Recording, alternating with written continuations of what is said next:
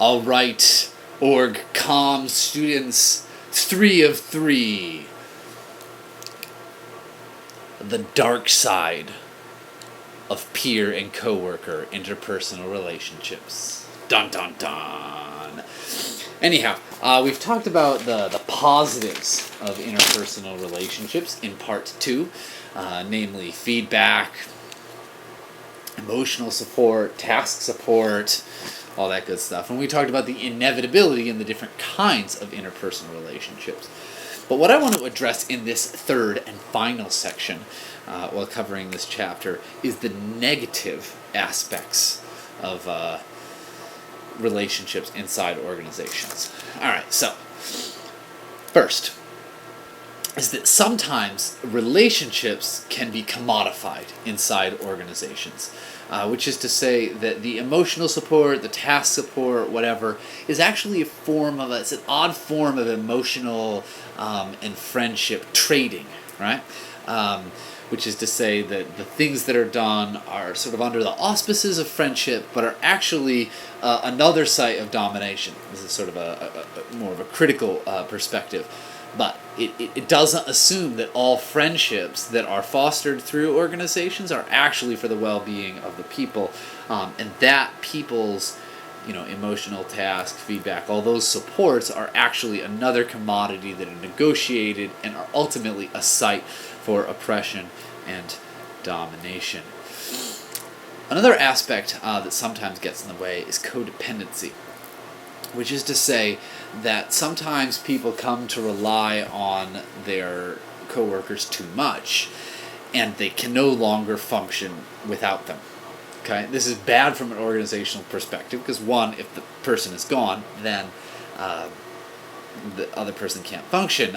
But I think it's more than those extreme cases. I think that sometimes you find that their friendships become so important and so critical to their understanding of themselves and the organization that you actually lose a tremendous amount of efficiency day to day because so much of the person's energy is committed to retaining that friendship and because of that codependency.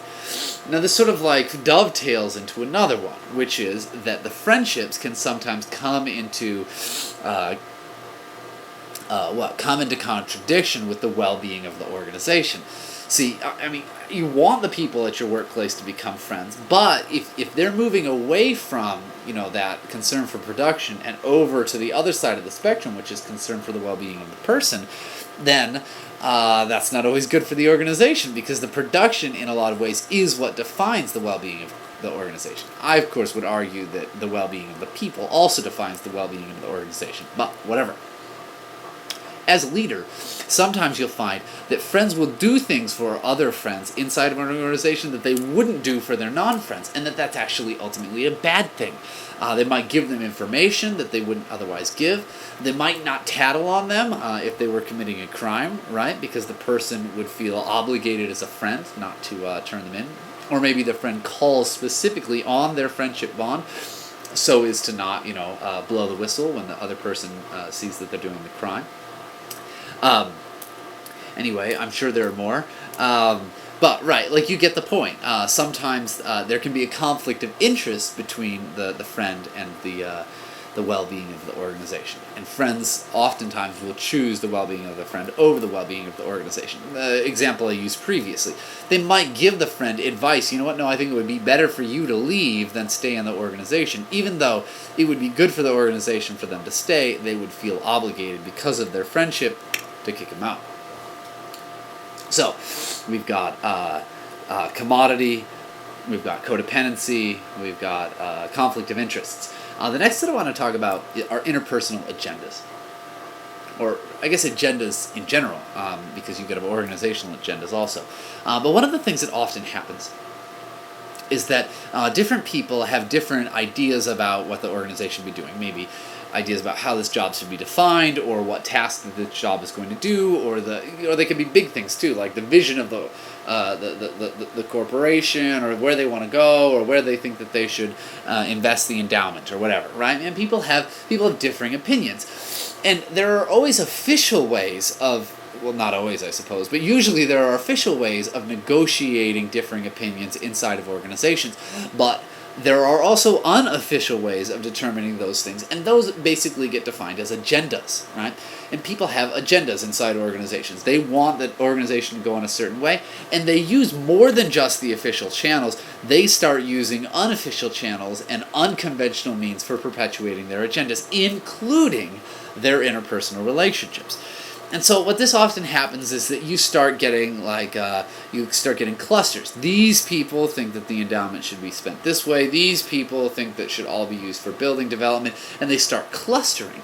And as if the issue wasn't complex enough, the friendships, the pre-existing friendships, start playing a role also. If you pick a fight with this person, then you also pick a fight with that person.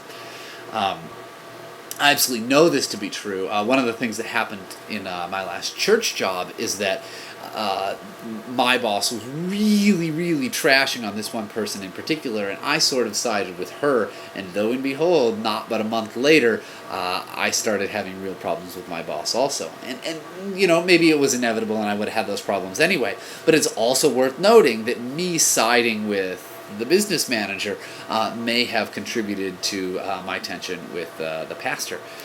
Anyway, agendas, right? They pop up, and they, I don't know if they're always bad, because sometimes you could get good stuff done with an agenda, but it's worth noting that they are certainly complexifying elements inside organizational work. Another thing is cliques and drama. I suppose you could separate those things out, but basically, sometimes relationships serve to foster the well-being of the people involved in the relationships, but if you draw a line, a distinct line around these group of people, sometimes you're excluding the outside group. And people might not feel welcome into the organization because of all the pre-existing friendships, and they can't really break in. They don't feel like that the community is welcome. Also, if it's seen that two people are treating each other, with special privileges, other people who aren't part of the close relationship will start to feel resentful of the advantage that those people have. This actually happened to me in my graduate program. I had a really, really great relationship with one of the other graduate students. We helped each other tons, and we kicked a lot of ass, honestly, together, because she was very detail oriented and really helped clean up a lot of my writing and work, and I was sort of big idea kind of person, and I helped stretch and bring her ideas into an even more dangerous footing, right?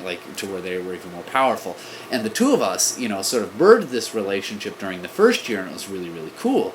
But in the second year, when we were just bam, bam, firing away, there were other people who, I don't know if jealous is the right word, but right, I mean, they felt they saw that really awesome synergy and maybe wanted a part of it, but we didn't really need very many other people. Anyway, it's formed little cliques, and in that case, it's a little two-person clique. But right, you get the picture, right? These little cliques can start to make people feel isolated or not welcome or whatever. It can also, of course, increase the drama. Because as people get more and more emotionally invested in something, they're less likely to be able to take it objectively. And not only is that lack of objectivity bad from a dramatics perspective, while your book tells you, and rightly so, that friendship and interpersonal relationships can help increase the quality of certain kinds of feedback, I think it's also worth noting that it decreases the quality of other kinds of feedback, because you can't always trust your friend to tell you the whole truth, whereas an unfriendly boss or coworker might be able to out with it in a more direct way. Anyway, so hopefully by this point, you've gotten this idea that interpersonal relationships are inevitable, that there are different kinds, and that there are some really awesome things that come out of it, but on the other side, there are really bad things that come out of it as well. Anyway, that's what I have to teach you for now. Stay tuned for the next class. Once you've done watching this, you've done for one of the classes that you had to watch. I hope you're having a great week. I'm certainly very busy planning for my wedding, but it's pretty good too. Till later.